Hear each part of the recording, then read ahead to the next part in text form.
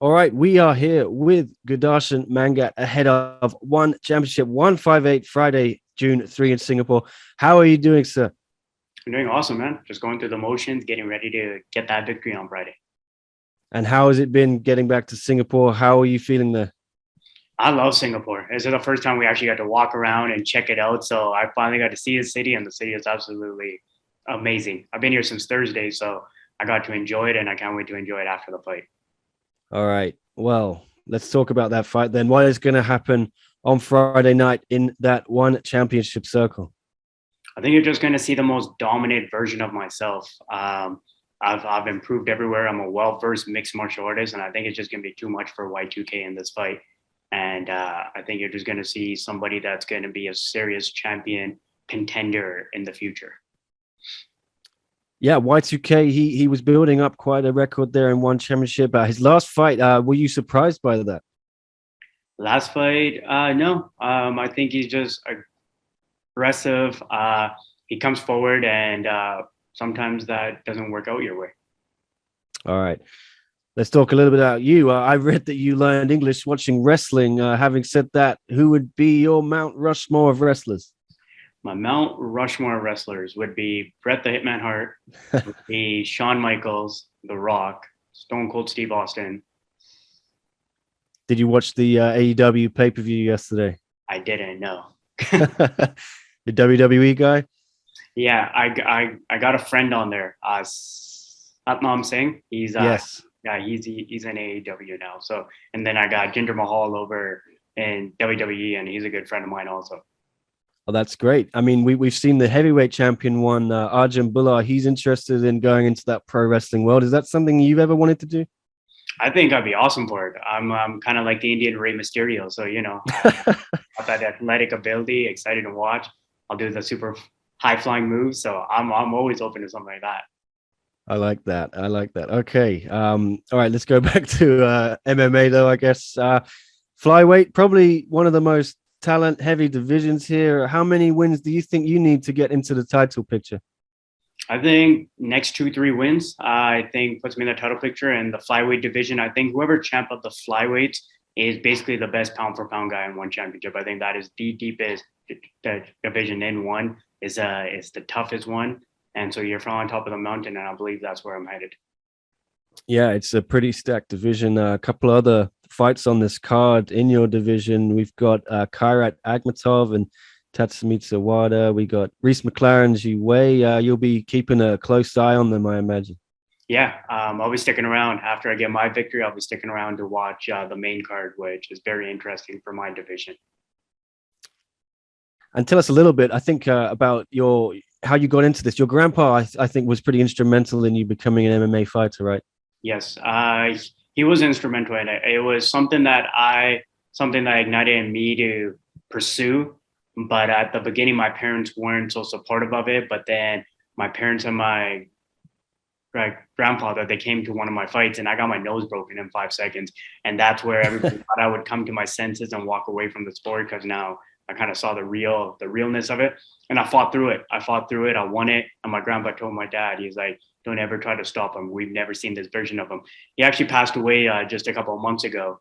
And so he was a big part of why I was able to pursue what I was able to pursue with the support I have from my family. So I imagine he'll be on your mind in this fight, and you're hoping to dedicate a victory to him. Of course, I want to dedicate it to him and one of my teammates, my brother, soulmate almost, Kyle Reyes, who also passed away. This will be the first time I'm fighting and done a camp without him in my corner, but instead he will be looking over above me. And I definitely want to dedicate his spirit and represent his spirit in the cage. And this is a big one for me to do that for him.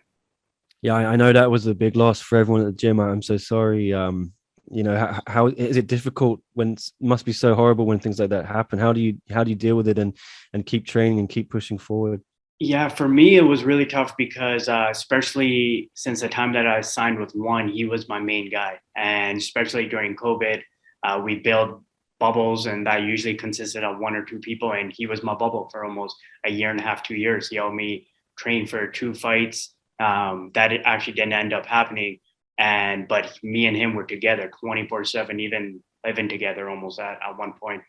And so losing him it's like I lost a part of myself, and I had to rediscover that part of myself and still kind of come forward. His daughter is somebody that's still part of my life, and now I've kind of changed missions, that it's my mission to make sure she has a good life and make sure she's happy and her father's spirit is represented. And I carry that very closely to myself, and I will be representing that.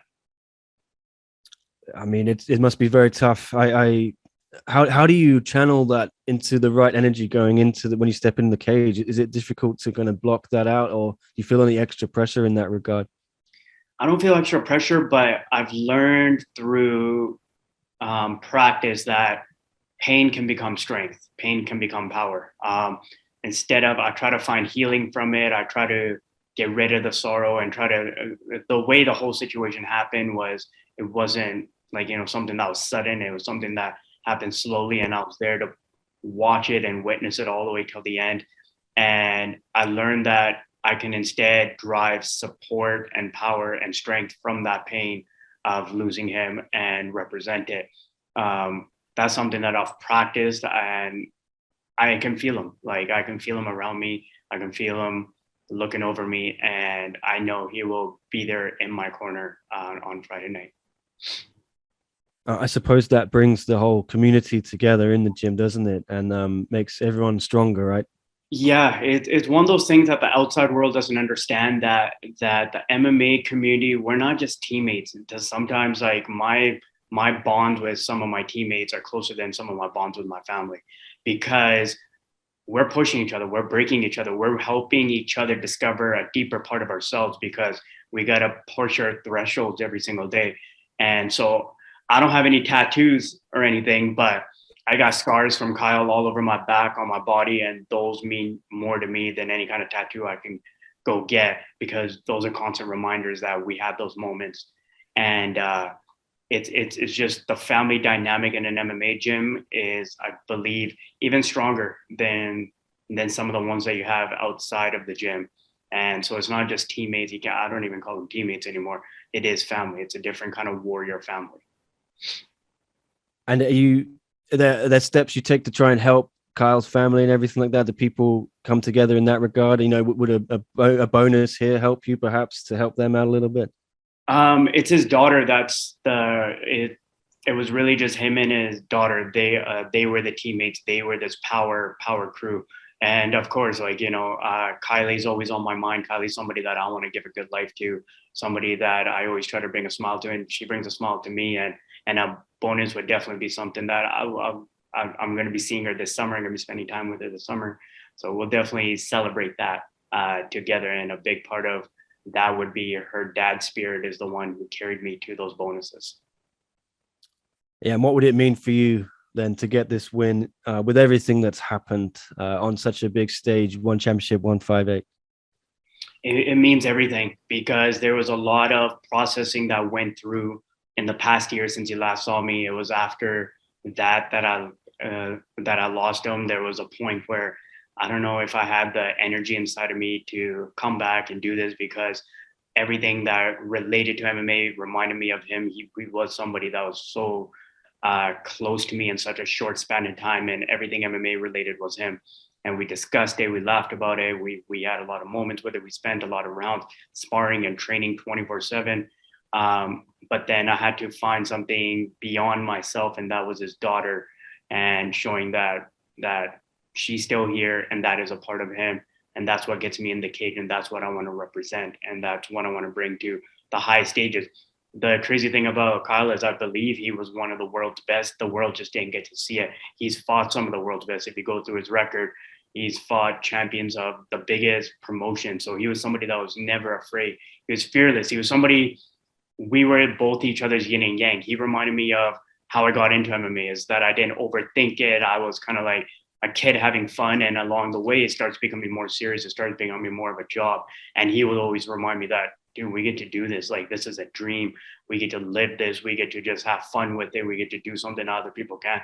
He was always a constant reminder to me not to take it too seriously, but take it serious enough where you're still having fun with it. All right, and just to end on a maybe a lighter note, we all know you're a fan of NFTs, crypto, everything like that.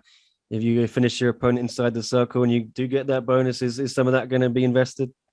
Very possible. The way the market's going, I might be able to afford a Bored Ape soon enough. So that 50K definitely would definitely go a long way. There's definitely some new projects on the horizon. So bear market is where they say wealth is built. So right now, that's the stage. Give me that 50K, and I'll turn it into something else, and then I'll go on The Apprentice with Chaudhry, and I'll try to win that too. So I'm the MMA fighter and the businessman that has the brains to do it all. Have you asked them about that? Would you really seriously like to go on The Apprentice? Oh, I would love to be on The Apprentice. So The Apprentice, when it was Donald Trump, like, before President Donald Trump, when I was in elementary, my dream was to be a mogul like him. Everybody in the yearbook in elementary, before I ever thought I would ever be doing MMA, that's what my mindset and what I was known as in the school was, an entrepreneur, always somebody that was always looking for the next business venture. And The Apprentice was something I loved, and I would love to be on it. All right, Chatri, if you are listening, we're going to make that happen. Okay. Yeah. Gurdarshan Mangat, thank you so much for speaking to us, and good luck for the fight on Friday. Appreciate it. Thank you very much. Thank you, bro.